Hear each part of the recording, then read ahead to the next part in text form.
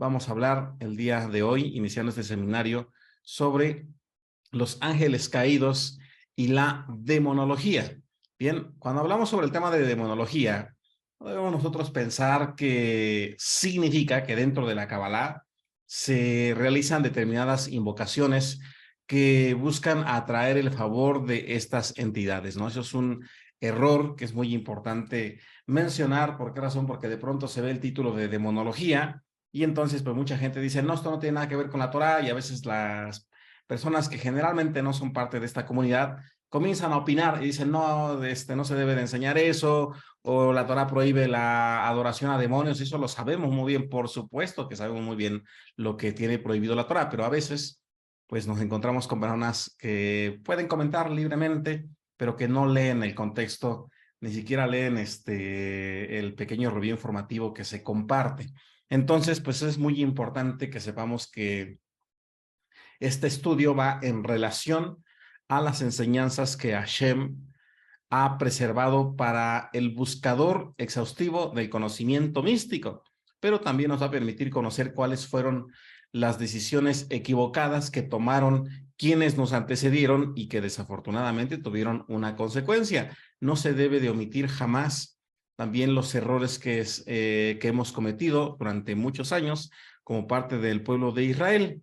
Bien, y que volvemos a mencionar, siempre ha traído como consecuencia el alejamiento de Boreolam. No que él se aleje, sino que es uno mismo con sus acciones quien genera este bloqueo. Bien, entonces, ¿por qué es importante este tema? Bueno, porque estamos realizando prácticas meditativas donde vamos permitiendo que nuestra mente acceda a unos estados de conciencia superiores o elevados, tal y como lo establece la Kabbalah. Pero en estos estados elevados o superiores, generalmente podemos encontrarnos diferentes tipos de resultados. Citemos un ejemplo. ¿Cómo podríamos darnos cuenta nosotros de que al iniciar nuestras prácticas místicas a través de la meditación, realmente las emanaciones con las que nosotros estamos conectando son aquellas que van a proveernos recursos de luz y no de la cáscara vacía? La cáscara vacía, recordemos que hace referencia a las clipot. Clipot es una cáscara que se describe en el árbol de la vida como la 12ª sefirá, después de la 11ª, que es conocida como Da'at, y que aparentemente podría estar entregando respuestas que ayudan al ser humano.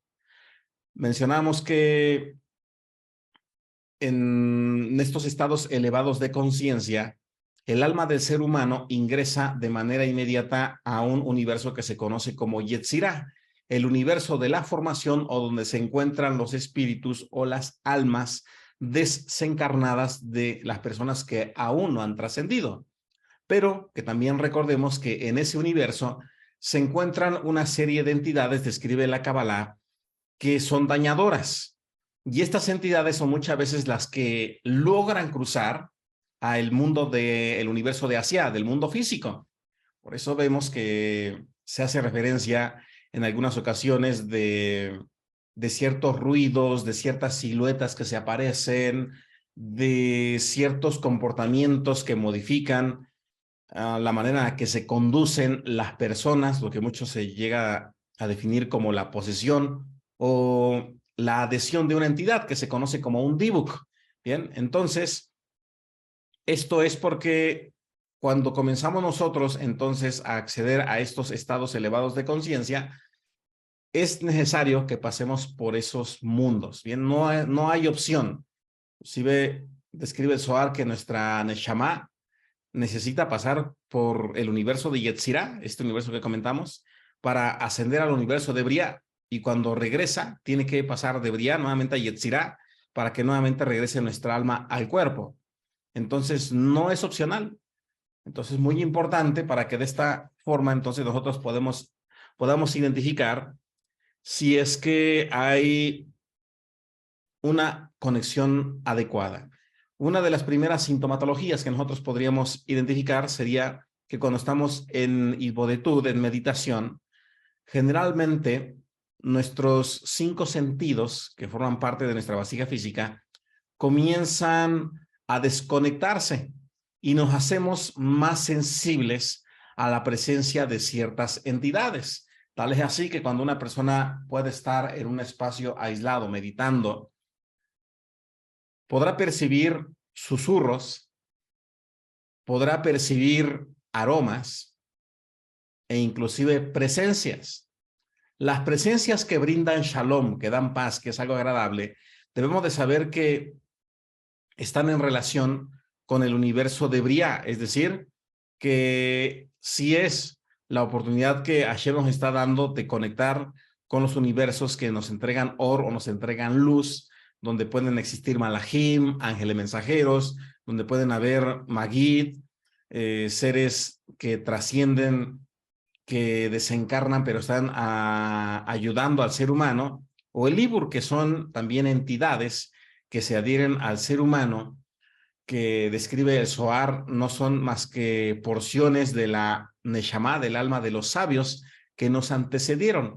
Entonces, esas porciones, que generalmente son las que busca el cabalista, son las que consecutivamente le van a estar dando a usted frases de sabiduría, de conocimiento, porque está muy atento. Es como si alguien buscara una respuesta, la solución a algún problema, y entonces en lugar de estarse preocupando, se ocupa en estar atento a los mensajes que comienzan a llegar del universo. Y entonces muy importante que siempre estemos anotándolos. Bien, porque ahí vienen muchas respuestas. Bien, entonces que sepamos que esto es parte de esa sintomatología.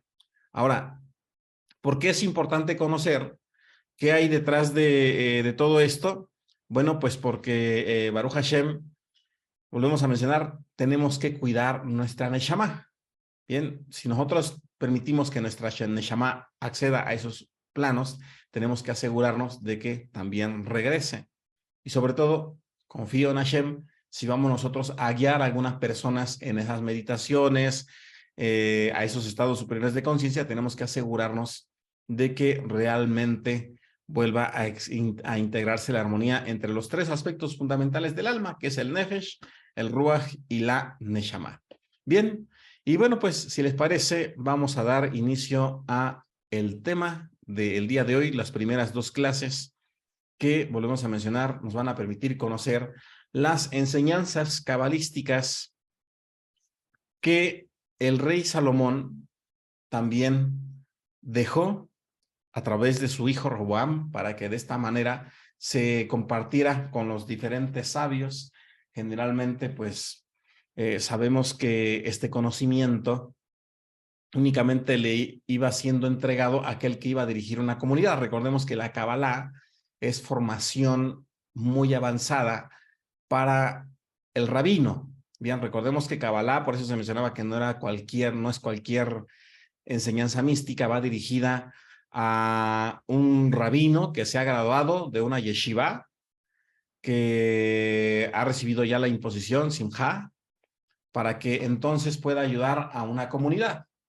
Entonces, de eso trata precisamente la formación de estos estudios místicos avanzados, que no son de uso individual. Bien, tienen entonces, ¿qué propósito? El que nosotros, Baruch Hashem, tengamos la oportunidad de ayudar a quienes se encuentren a nuestro alrededor. Pero para esto, si les parece, primero vamos a leer algo a manera de advertencia. Esto usted lo puede leer en el libro de Reyes.